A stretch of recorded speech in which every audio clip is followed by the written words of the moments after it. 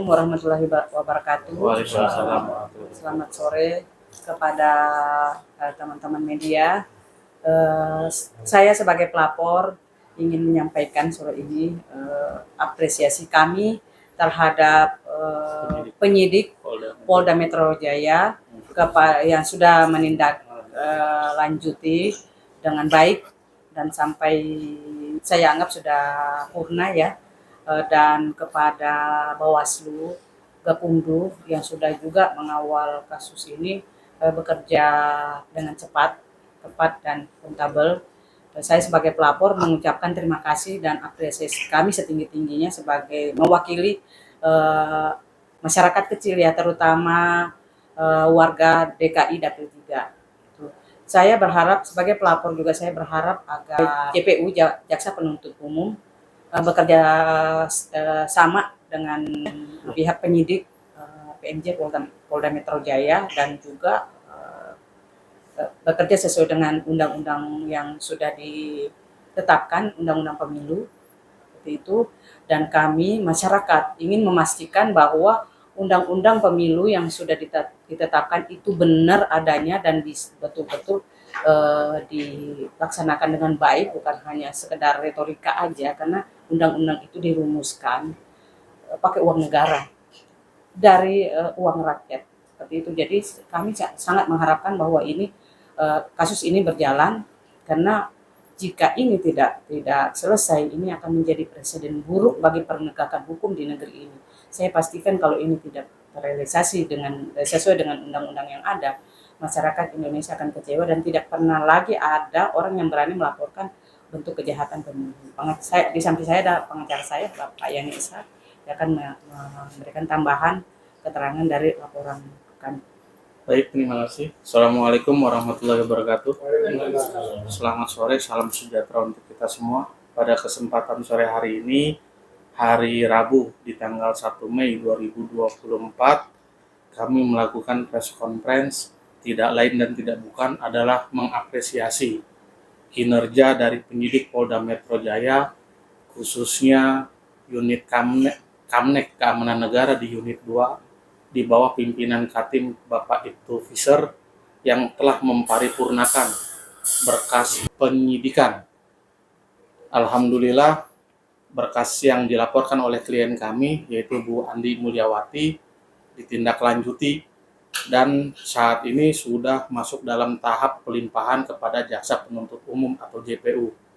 Dan kami juga mengapresiasi setinggi-tingginya kepada Bawaslu DKI Jakarta beserta tim Gakumdunya yang terus mengawal proses ini, tidak luput dari kesalahan kami, tidak luput dari kekurangan kami. Kami sangat mengucapkan banyak terima kasih bahwa laporan kami masih diapresiasi dan ditindaklanjuti oleh tim penyidik dari Polda Metro Jaya. Pada kesempatan sore hari ini, kami juga berharap mudah-mudahan Jaksa Penuntut Umum dibukakan pintu hati nuraninya, karena perkara pidana pemilu ini adalah lex spesialis, tidak bisa disamaratakan dengan perkara pidana lainnya, karena ada masa daluarsa di sini. Kami berharap pelimpahan nanti dari penyidik Polda Metro Jaya kepada Jaksa Penuntut Umum bisa diterima secara paripurna atau P21. Karena apa? Kami sebagai warga negara Indonesia yang peduli terhadap keberlangsungan kehidupan demokrasi di Indonesia, berharap penuh kepada seluruh stakeholder yang berkesinggungan dengan berjalannya proses demokrasi di Indonesia. Dan kami juga berharap kepada Bapak Presiden Republik Indonesia, Bapak Insinyur Joko Widodo, maupun Bapak Kejaksaan Agung mau ikut memperhatikan prosesnya jalannya penegakan hukum ini, sehingga warga masyarakat mendapatkan satu bentuk kepercayaan, mengapresiasi undang-undang yang sudah dibuat di tahun 2017, yaitu Undang-Undang Nomor 7 Tahun 2017 tentang Peraturan Penyelenggaraan Pemilihan Umum. Karena apa? Yang sudah dijelaskan oleh klien kami, undang-undang tersebut dirancang menggunakan anggaran negara yang berasal dari uang rakyat. Bila mana penegakan ini jalan di tempat, mandul, bahkan tidak ada ditindaklanjuti, bahkan terkesan dibiarkan, akan menjadi presiden buruk. Warga masyarakat tidak akan percaya lagi bahwa hukum di Indonesia bisa ditegakkan. Negara supremasi hukum di Indonesia hanya sebagai slogan. Maka dari itu kami berharap dengan adanya press conference seperti ini, sekali lagi kami ucapkan banyak terima kasih kepada tim penyidik dari Polda Metro Jaya, unit Kamnek dari unit 2 di bawah pimpinan Katim Ibtu Fisher, beserta timnya, beserta Pak Kanit Kasat maupun Pak Dirnya, dan kami juga mengapresiasi dan ucapan terima kasih kami kepada Bawaslu DKI Jakarta dan semua kepada komponen lembaga swadaya masyarakat, rekan-rekan media yang sudah ikut mengawal proses ini sampai hampir paripurna, yaitu P21 dan penuntutan kelak. Demikian yang dapat kami sampaikan. Mudah-mudahan dari press conference seperti ini, seluruh pemangku kebijakan yang berkesinggungan dengan permasalahan ini akan menjadikan atensi ke depannya. Terima kasih.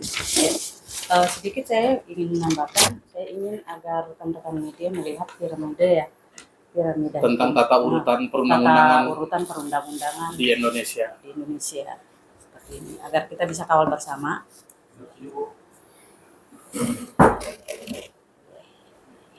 Kita berharap agar ini diviralkan. Inilah piramida.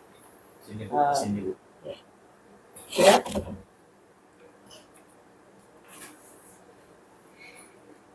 Ya. Dan saya ingin menjelaskan berita yang beredar ya Pak. Berita yang beredar bahwa dari pihak terlapor ini yang sedang DPO selalu mengatakan bahwa ini adalah hoax Dan rekayasa. Di sini saya tegaskan ini ada nomor telepon polisinya, Pak ya. Ibtu Prisar yang merasakan ini hoax dan tidak jelas, silakan telepon konfirmasi. Ini tidak gampang, polisi mentersangkakan orang dan membuat orang DPO itu tidak sembarangan. Pak Ibtu Prisar ini dipanggil oleh Kapolri pada saat mengeluarkan ini. Jadi, banyak dari timnya, dia menyampaikan pesan itu melalui timnya. Banyak sekali yang beredar di grup-grup WhatsApp, baik dari pemenangan timnya maupun dari organisasi-organisasi tertentu.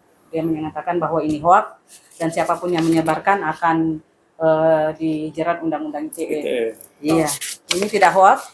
Ini ada nomor teleponnya, bisa dikonfirmasi dan langsung. ini merupakan hasil kinerja dari penyidik Polda Metro Jaya. Ini kinerja yang dahsyat, yang sangat baik. Harusnya bukan hanya di-share melalui WA group, tapi ini di-print, ditempel, disebarluaskan di tempat-tempat fasilitas umum seperti halte busway, masjid, sekolahan, dan tempat manapun keramaian itu fasilitas umum harus disebarkan ini. Jadi saya menjamin ini tidak hoax. Itu sebagai pelapor saya menjamin ini tidak hoax. Banyak yang mengintimidasi saya, ada juga yang mengatakan saya akan menjadi musuh bersama sekelompok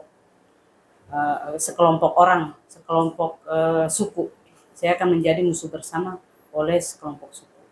Ibu, bagaimana Bu mengantisipasi hal-hal seperti itu? Otomatis kan Ibu banyak mendapatkan intervensi atau kriminalisasi secara elektronik, gimana Bu menghadapinya Bu? Kalau saya sih saya jawab apa adanya. Kalau memang saya memang salah, negeri ini kan bukan hukum rimba lagi. Kalau memang saya dianggap bersalah, silakan menempuh jalur hukum. Saya tunggu. Dan kalau jika ancaman-ancaman terhadap menghilangkan saya dan keluarga saya, semuanya saya serahkan kepada Allah, karena nasib manusia itu sudah takdir. Sebelum lahir itu sudah ada takdir. Jadi bukan saya sok jagoan, tapi saya bismillah, yang saya lakukan adalah mengungkap kejahatan. Saya adalah pelapor, bukan terlapor. Jadi kalau saya menjadi musuh bersama sekelompok orang yang ingin melindungi kejahatan, ya silakan. Kami berharap pengembalian berkas dari penyidik umum Polda Metro Jaya kepada jaksa penuntut umum diagendakan besok, bisa segera dilaksanakan. Belum. Jadi pelimpahan berkas penyidikan ini ke jaksa penuntut umum untuk diformulasikan menggunakan pasal berapa atau dakwaan terhadap terdakwa seperti ini, dan penunjukan lokasi sidang, yaitu nanti di Pengadilan Jakarta Utara atau Jakarta Barat, karena terjadi di dua lokus atau dua lokasi, yaitu Jakarta Utara dan Jakarta Barat.